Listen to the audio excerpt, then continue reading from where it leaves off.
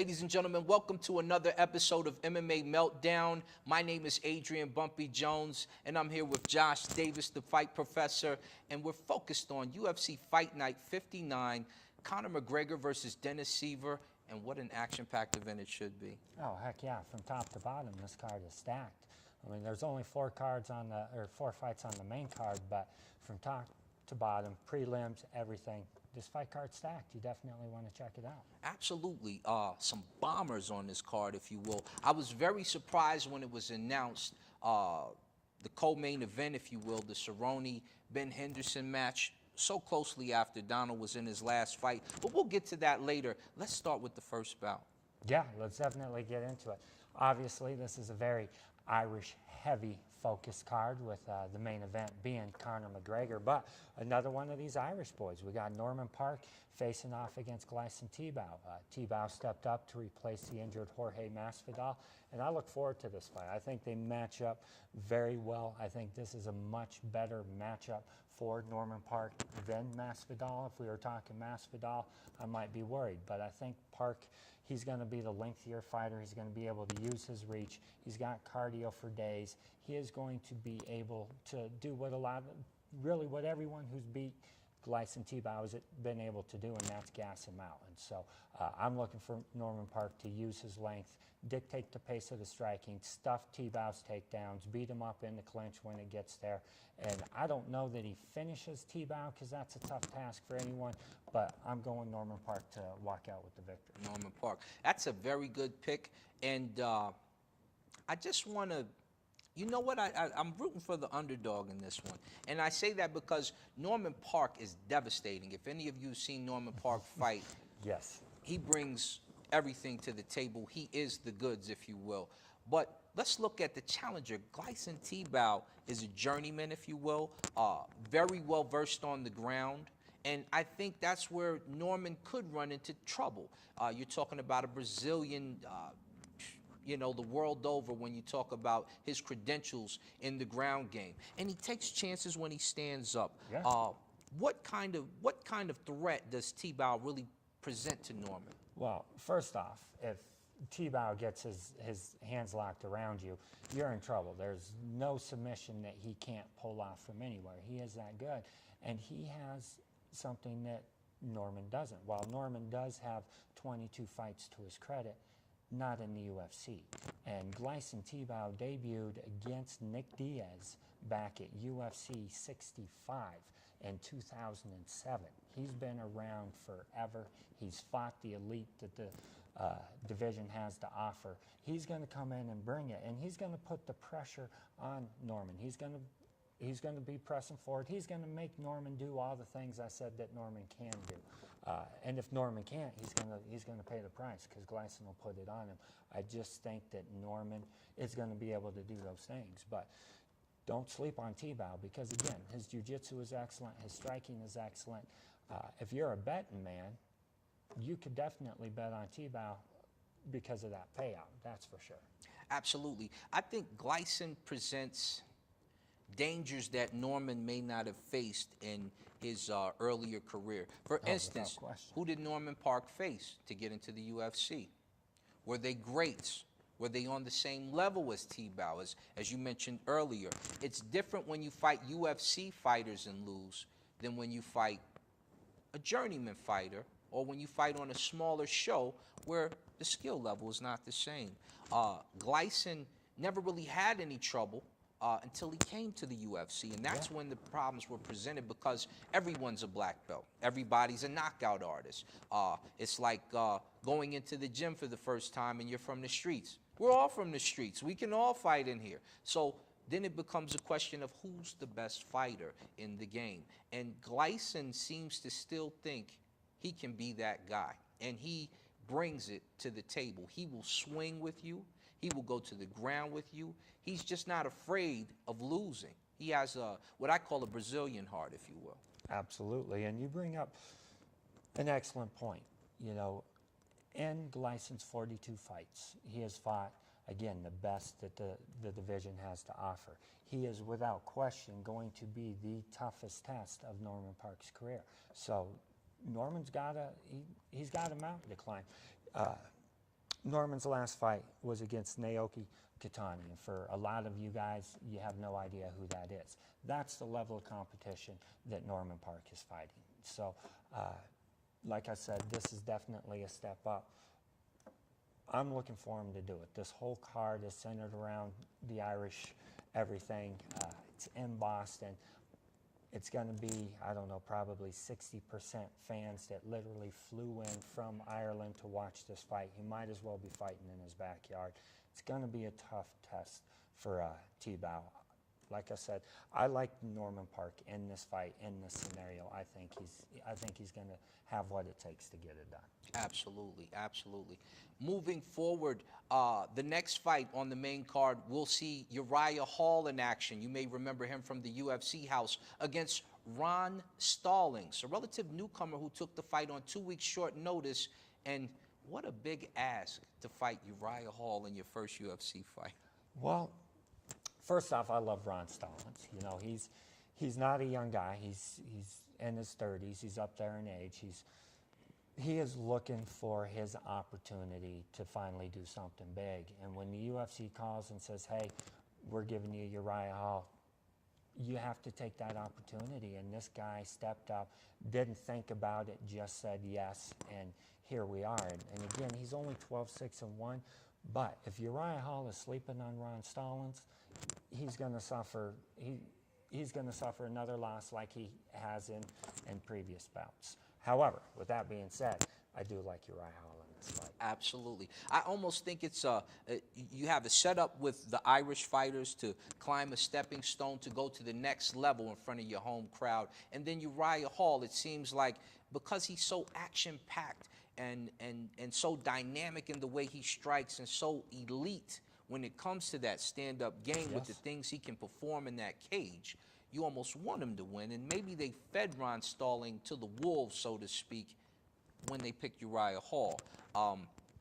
It takes me back to the Chris Lieben fight. I don't know if you guys remember. I know you remember, Professor. Absolutely. Lieben is a dominant fighter. He used to type on the underground with us. If you guys don't know what the underground is, you don't have a clue. But that's okay. That's why we educate you on these things. MMA.tv.com. All right. So when you talk about the crippler, as he was deemed and nicknamed, he went in there against Uriah Hall thinking, this is just another guy from the UFC house. He doesn't really deserve to be on the same plateau as me. And Uriah Hall took him to school and made Lieben tell his corner, I quit.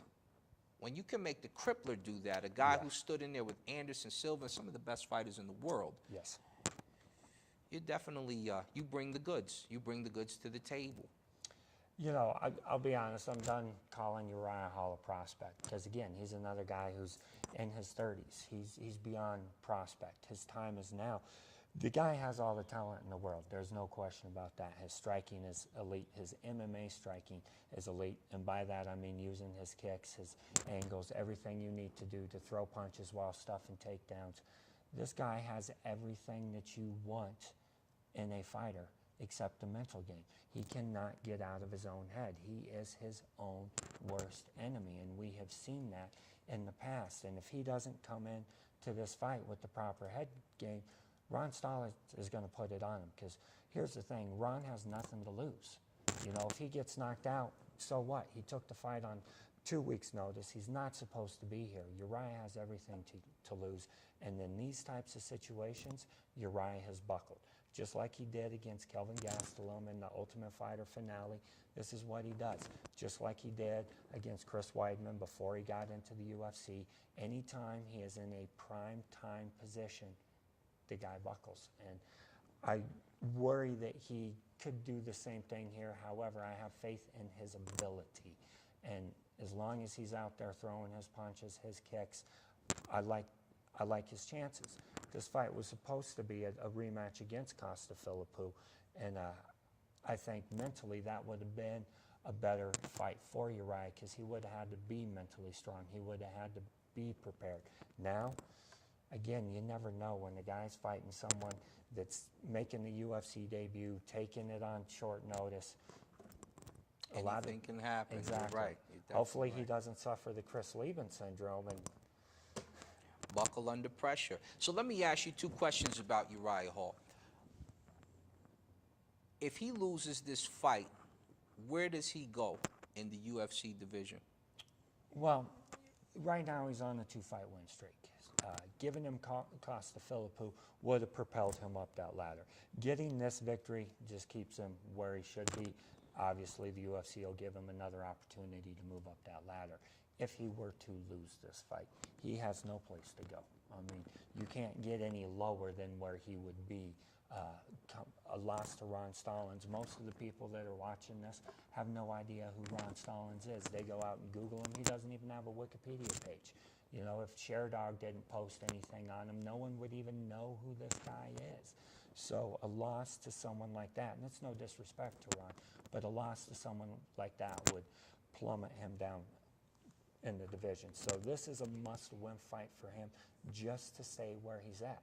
Now, 3-fight win streak in the UFC is something to build on, but again, it'll be Ron Stallings, and then his last fight was against Thiago Santos, and then Chris Lieben. So, you know, he's got some climbing to do, but must-win fight for him. So let me ask you the second question.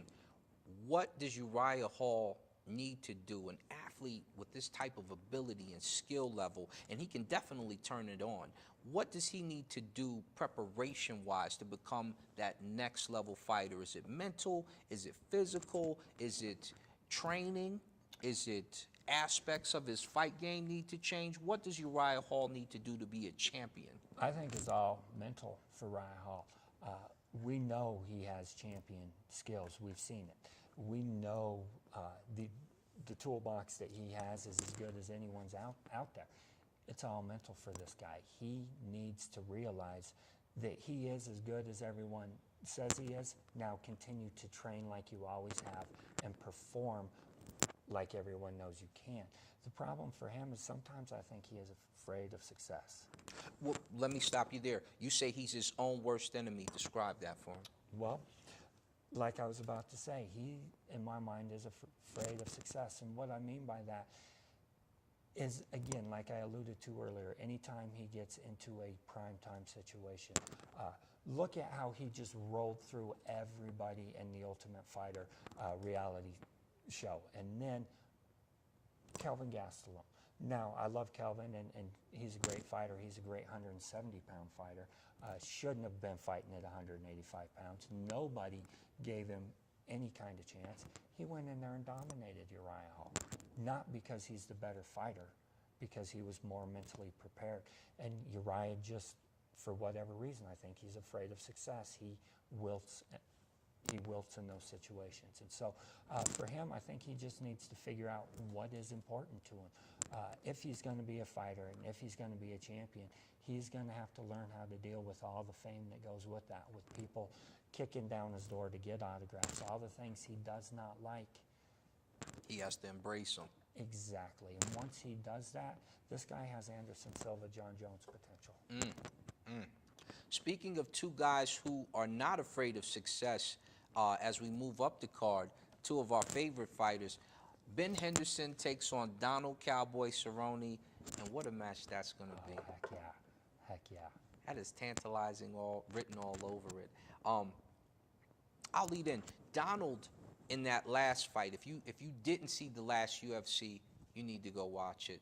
Donald toyed with a prospect on the rise. And when I say toyed with, I mean he took his back in the first round, gave him a couple shots, mounted him. At the very end of the fight, he was loading up with kicks while the gentleman was on his back, just utterly walked through a gentleman who was undefeated and unnerved him. He unnerved a young fighter who was on the uprise like that. You don't see that often. No. When a veteran meets a new guy. Veterans are usually a little more timid, a little more patient, and Donald Cerrone took the fight to him. What do you expect him to do with Ben Henderson? You know, if the same Donald Cerrone that showed up to fight Miles Jury shows up to fight Benson Henderson, I look for a fight very similar to what we saw the first time these 2 met in the WEC, which was Fight of the Year. And I think these guys, because first off, they don't like each other. Right. You know, they're both Colorado boys. They grew up here. They went to rival high schools, all that kind of stuff. They don't like each other. They never have. And because of that, it's going to make for an exciting fight. Now, Donald Cerrone, as we know, he wanted to fight here on Valentine's Day. That's what he asked for. When the UFC offered him Benson Henderson, he jumped at that. Now, let's say this fight was two other lightweights. Obviously not Eddie Alvarez, because he just whooped on Eddie too, but we'll say it was two other lightweights, and the UFC offered him this fight. He would have said, no, I want Denver. But because it was Ben Henderson, and it's a fight that he really wants to get back, absolutely, he said, I'll take this fight on 15 days' notice, and here we are. And I look for it to be an exciting fight. They match up very well against each other. They both have the perfect styles to beat each other. And it's not very often that you see that, where everything that Donald Cerrone does well are things that Ben Henderson doesn't, and vice versa. Now, sometimes you have one guy who, you know, has all kinds of ways to win, but you don't, very rarely do you see two guys that Donald can submit Ben without question. He could knock him out, he could beat him on points, he could just flat out backyard whoop his ass. Same thing. Ben Henderson can do the same thing to Donald. We know he can submit him. He did that in the second fight. We know he can outpoint him. He got the decision in the first fight. We know these things can happen on both sides. That's what makes it so exciting. Now, to be real honest, if it was a different scenario, I would probably be picking Ben Henderson to win this fight, for the simple fact that there is something about Ben that gets into Donald's head, and he's got that monkey on his back. However, this is set up perfectly for Donald. Donald makes it very clear that he literally wants to fight once a month. He says that in order for him to stay mentally prepared and to do all the things he needs to do to be successful, he needs to be fighting at least once a month. He can't stand fighting once every 5 months, that kind of stuff. Because of that, he's already had his training camp. He just fought 15 minutes. And if you listen to him talk, he fought 15 minutes in the dressing room with his team before he went into that fight. So he had 30 full-on minutes of fighting within the last 15 days. He's primed, ready to go. He's not going to start slow. He's going to come out firing. I look for Donald to win this fight based on that. This scenario is set up perfectly.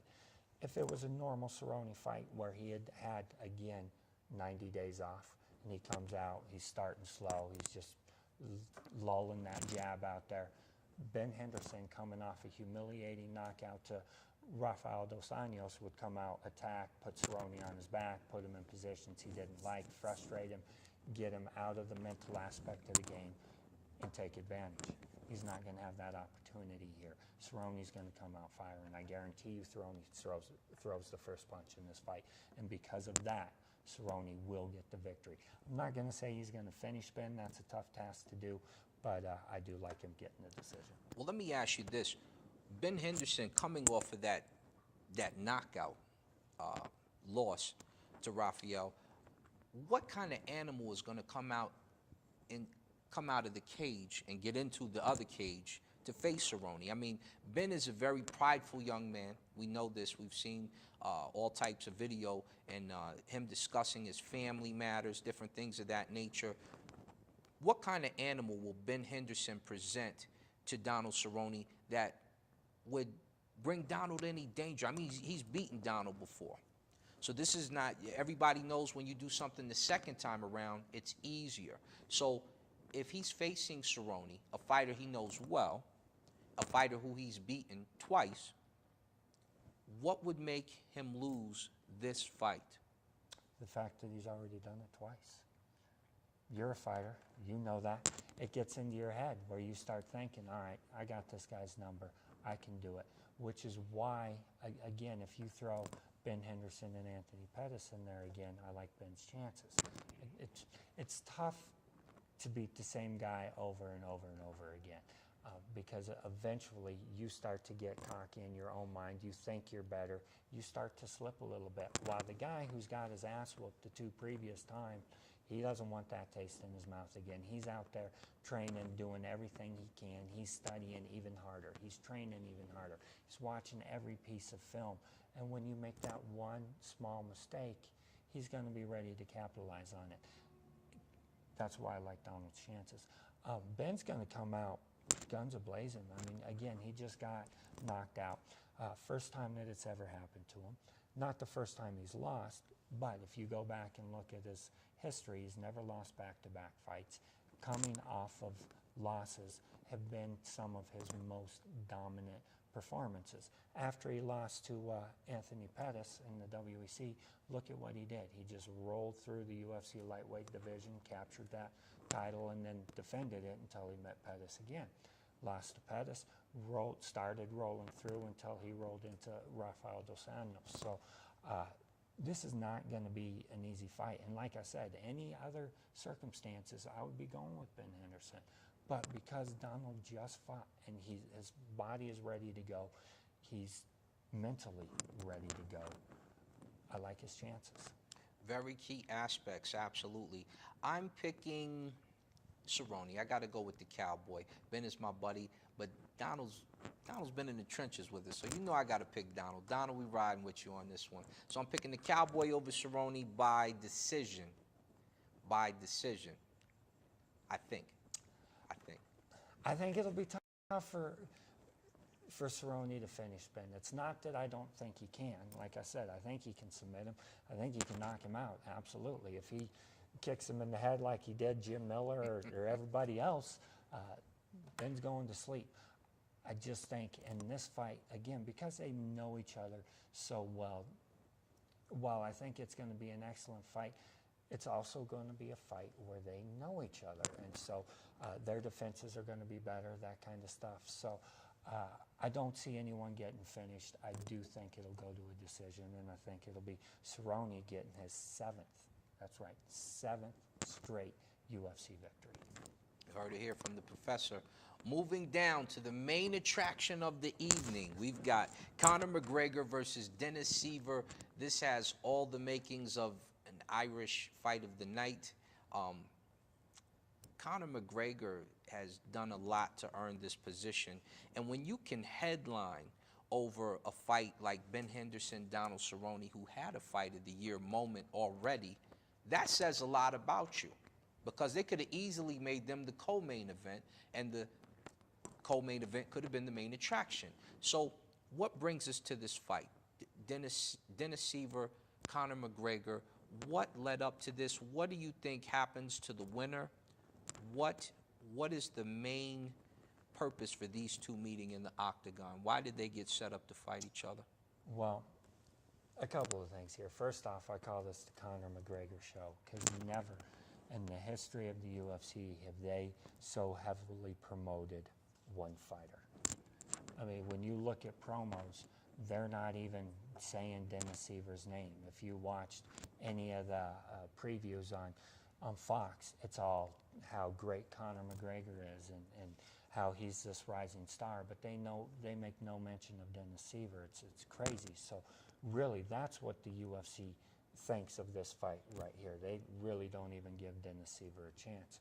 Dana White has been on record saying that when, not if, but when Conor McGregor wins this fight, he will be next in line to face Jose Aldo. So we know what's going to happen with Conor. Now, let's say, for the sake of argument, that Dennis Siver upsets Conor McGregor.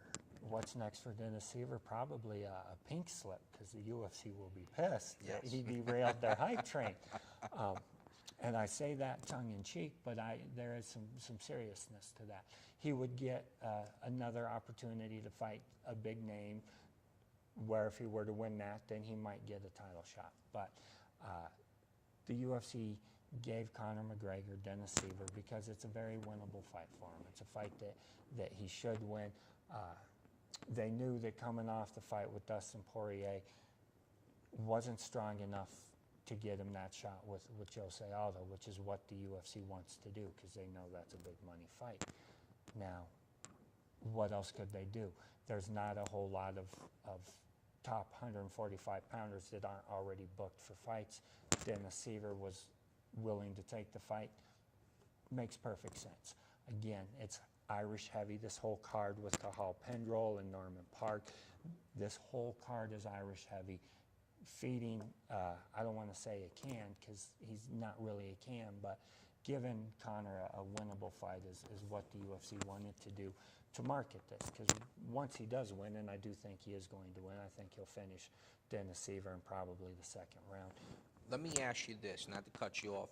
When you say marketing, are we watching the UFC turn into what pro boxing is for a Floyd Mayweather, a Canelo Alvarez, where we get the main star built up and we start feed dogging this main star to build hype, promotion, and then we let him loose on the world in a big fight to see what he can do? Absolutely, absolutely. And they're doing that for the dollar value. And someone like Conor McGregor, who literally does have a whole country behind him. Now, while Ireland might be small in land mass, they have a huge population. And literally, come Sunday, when he is fighting, every Irishman that is not already stateside to see this fight will be at some pub somewhere watching it. Everyone in that country will be watching this fight.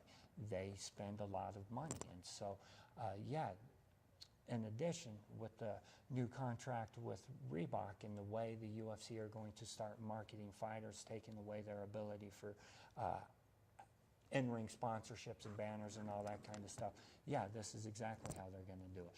They're going to build fighters like this, put the hype train behind them, put them on pay-per-view so they can collect portions of pay-per-view buys, and that's literally how fighters are going to make their money moving up. So this, again, for the UFC is great for Conor. However, I will say this, what happens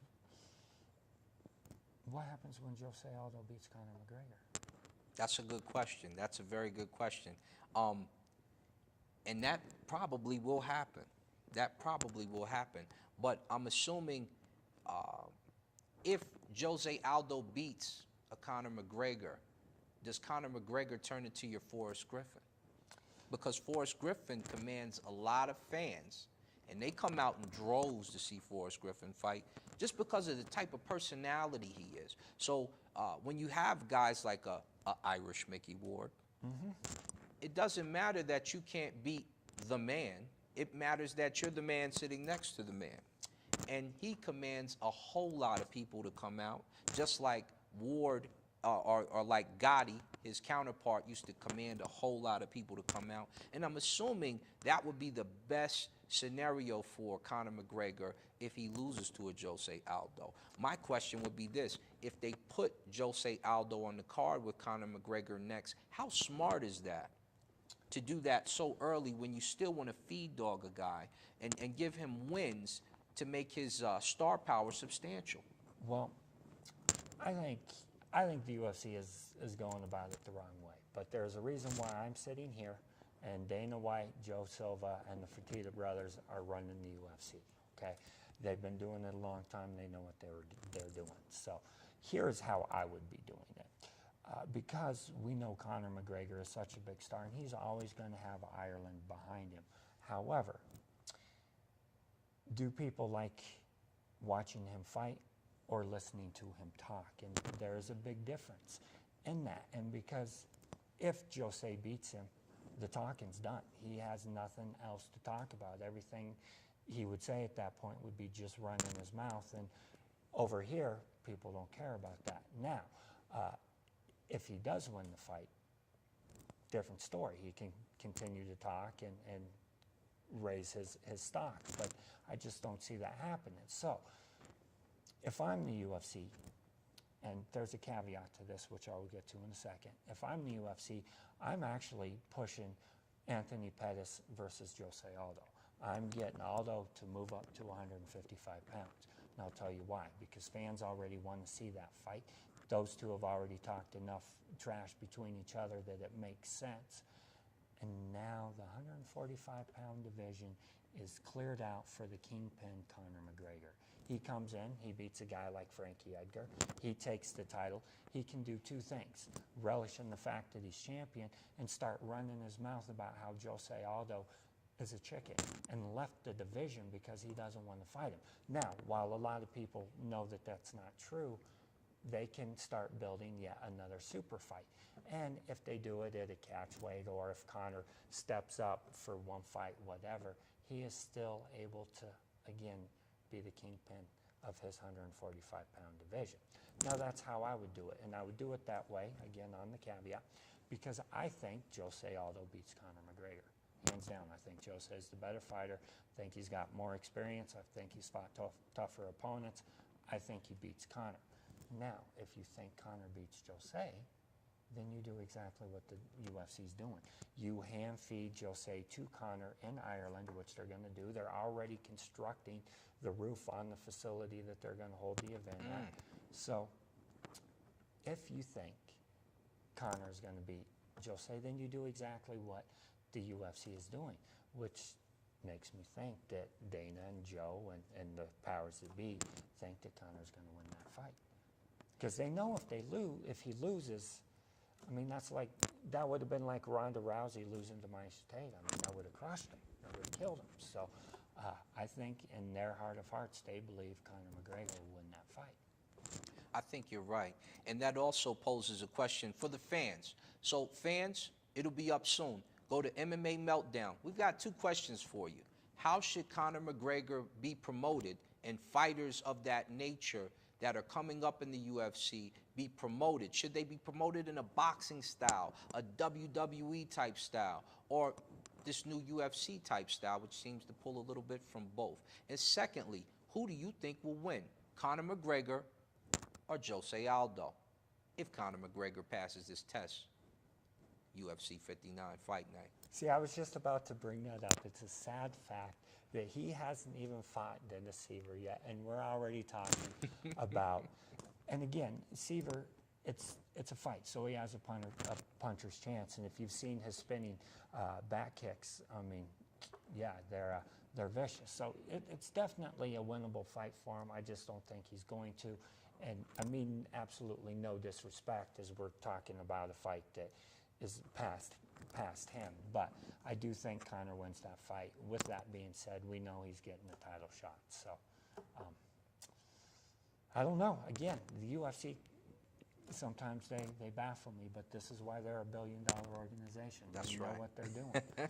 They know what they're doing. Dennis Seaver fed to the wolves, possibly, but an upset of that caliber would really derail thoughts of money training any fighter after that, because when you have free, and MMA is different than boxing, it's different than wrestling, it's different than jiu-jitsu, it's different than Muay Thai and kickboxing, because anything can happen at any time. We're talking, we've seen several fights where at the very last minute of a round, an armbar comes out of nowhere, a rear naked choke comes out of nowhere. You made some small mistake and your entire fight is over. You have to come back and fight this guy again. Matt Hughes versus George St. Pierre.